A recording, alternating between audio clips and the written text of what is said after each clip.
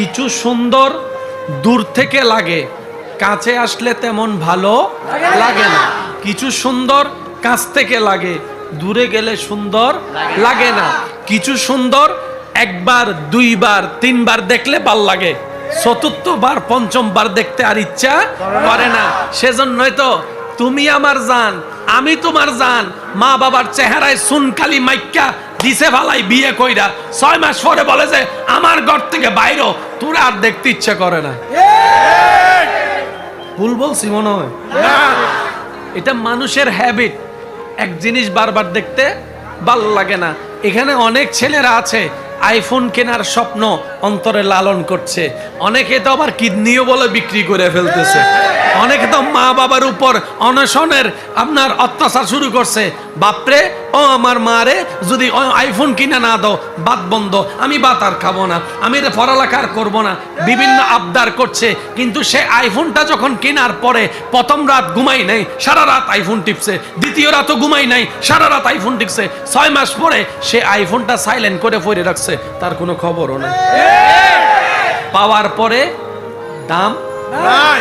সেজন্য আমি বলি কিছু কিছু জিনিস না পাওয়াটাই ভালো, দামটা সম্মানটা রয়ে যায়, থেকে যায়। আমার কথা আপনাদের সাথে দ্বিমত হতে পারে, কিন্তু একটা জিনিস মনে রাখবেন, আমি পাওয়ার পরে অবমূল্যায়ন করার চাইতো না পেয়ে সম্মান করা অনেক ভালো। কি বলেন আপনারা, ঠিক কি না? সবকিছু তো মওলার জন্য, তো যা যাবে মওলার নামে যাবে। এবার আসেন, সুন্দর হওয়ার ইচ্ছা আছে? এই জোরে বলেন না।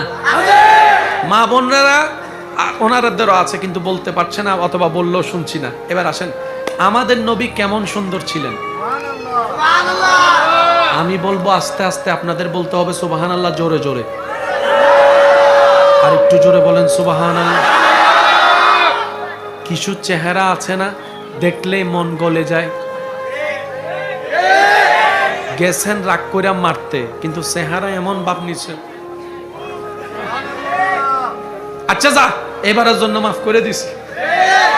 কিরে দোস্ত, তুই তো গেছিলি নাক ফুটে ফেলার জন্য, চেহারাটা দেখছস নি, মায়াটা লাগছে না?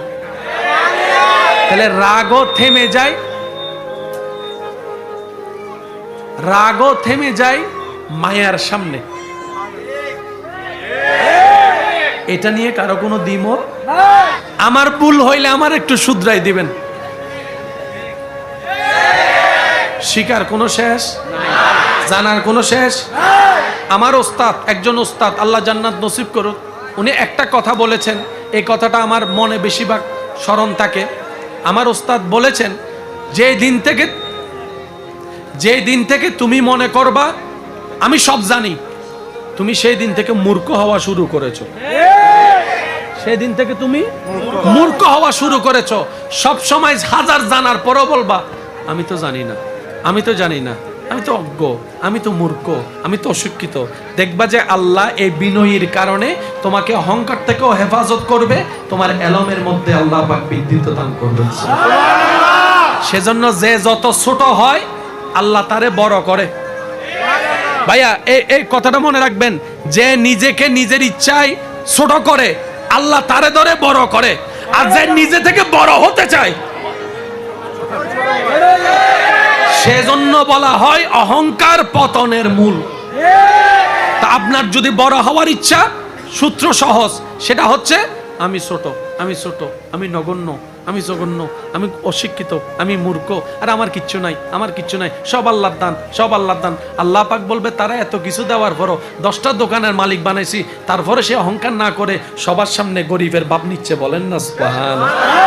আমি তারে এতগুলা বাড়ি দিছি, তারপরে সে অহংকার না দেখায় বলতেছে আমি একটা গরিব মানুষ। আল্লাহ পাক খুশি হয়ে বলে যে ফেরেশতা, তার রিজিকের মধ্যে আরো 10টা বাড়ির যোগ করে দাও, কারণ তার বিনয়ী আমার পছন্দ হয়েছে। তো যদি পাইতে চান আগে ছোট হন। আমি একটু আগে কি প্রশ্ন করেছি, লাভ চান নাকি লস চান? ভাইয়া জোরে বলেন না। যদি লাভ চান এই ফর্মুলাগুলো মানতে হবে, আর যদি বলেন যে আমার লাভের দরকার নাই, তাহলে আপনাকে কিছু বলারও আমার দরকার নাই।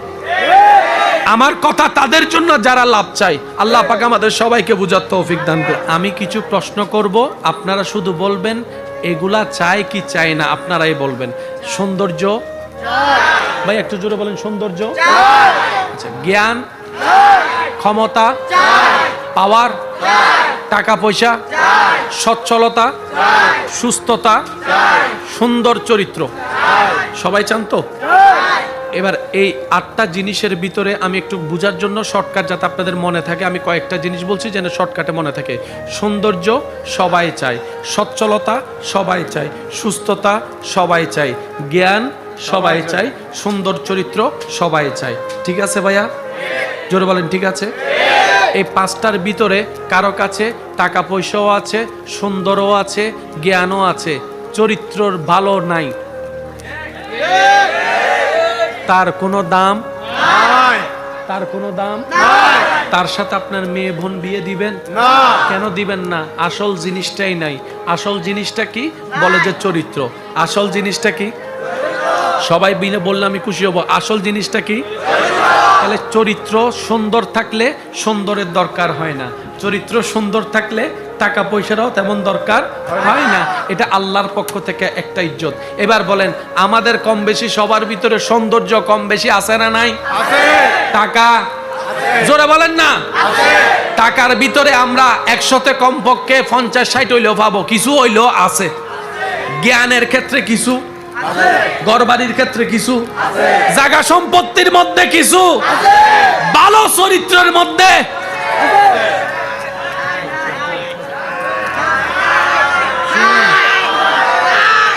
শুনি নাই, আরো জোরে। আসল জিনিসই তো নাই। আসল জিনিস আমাদের কাছে কিন্তু নিজের চরিত্রে ঠিক নাই। অন্যের চরিত্রে নিয়ে গবেষণা করি আমরা, নিজের তলায় মাটি নাই, মানুষের ঘরে ছাদের হিসাব করি। এবার বলেন, আমরা চালাক না গাধা? আমি গাধা, আপনার টামনে বলেন আমরা কি চালাক না গাধা? এই লাগাই তো পাই না, আল্লাহ দিতে প্রস্তুত, আমরা নিতেই জানি না। ওয়াইলুল লিকুল্লি হুমাজাতিল লুমাজা, বুঝতে যদি পারতাম নিজের ফ্যাক্টরিতে নিজের লাকিস বড়াই ফেলতে পারতাম। আল্লাহ দিতে প্রস্তুত, আমরা নিতে রাজি। তাহলে সবচাইতে দামি সম্পদ চরিত্র। এই চরিত্রের মধ্যে যদি আপনারা সবাই, আমরা যদি সবাই এখন পরীক্ষা দিই, দেখবেন 100তে সবাই 0 0। পৃথিবীর বুকে আল্লাহর সৃষ্টি জগতে একজন যার চরিত্রের সার্টিফিকেট স্বয়ং রব্বুল আলামিন দিয়েছেন, ইন্নাকা লা আলা খুলুকিন আজিম বলে সুপ্রিম কোর্ট থেকে রায় দিয়েছেন স্ট্যাম্প করে কোরআনের মাধ্যমে, তিনি আপনার আমার নবী রাহমাতুল লিল আলামিন। আরেকটু জোরে বলেন সুবহানাল্লাহ। এবার আমি বলবো, আপনারা বলবেন 100তে 100 অথবা রোল নাম্বার 1, রোল নাম্বার 1 বলেন। সুন্দরের দিকে আমাদের নবী, রোল নাম্বার 1। শুনি নাই তো? সুন্দরের দিকে আমাদের নবী, চরিত্র আপনার জ্ঞানের দিকে আমাদের নবী, তারপরে ব্যবহারের দিকে আমাদের নবী, হাসির দিকে আমাদের নবী, স্বামী হিসেবে আমাদের নবী, বাবা হিসেবে আমাদের নবী, বন্ধু হিসেবে আমাদের নবী, চারিত্রিকভাবে আমাদের নবী। এত জ্ঞানের করো কেন? বলা যাবে? যারা বিয়ে করছেন হাত তুলেন। এই অনেকে কিন্তু হাত তুলতেছে না। যারা বিয়ে করছেন হাত তুলেন। আজকে থেকে আর বলবেন জ্ঞানের করেন কেন বলবেন, মনে থাকবে তো ইনশাআল্লাহ। শুনেন, বউদেরকে বলতে দিবেন, আপনারা শুধু শ্রোতা হয়ে শুনতে থাকবেন। ওই বউয়ের অন্তর আপনার ইজ্জত বেড়ে যাবে, ভালোবাসা বেড়ে যাবে, মায়া বেড়ে যাবে। এই ফরকিয়া আছে না? ফরকিয়া বলেন না? এই পরকিয়ার 1000টা কারণের অন্যতম কারণ কি জানেন? মা বোনেরা মনের কথা চাপাই রাখতে পারে না, বলার মানুষ খুঁজে পায় না। এখন আপনারা যখন বলতে যাই, আপনি দপ 3-4টা দমক দিয়ে বসায় রাখেন। ওইটা জমতে তখন শয়তানে বর করে।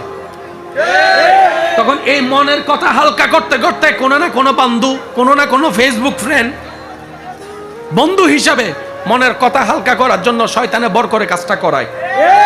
এক সময় সেটা পরকীয়া হয়ে যায়। কথা বলেন ঠিক কিনা?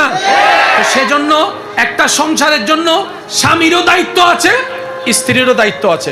দোনোটা বরাবর হলে সংসার সুন্দর হয়। কথা বলেন ঠিক কিনা? আল্লাহ আমাদের সবাইকে বুঝার তৌফিক দান করুন।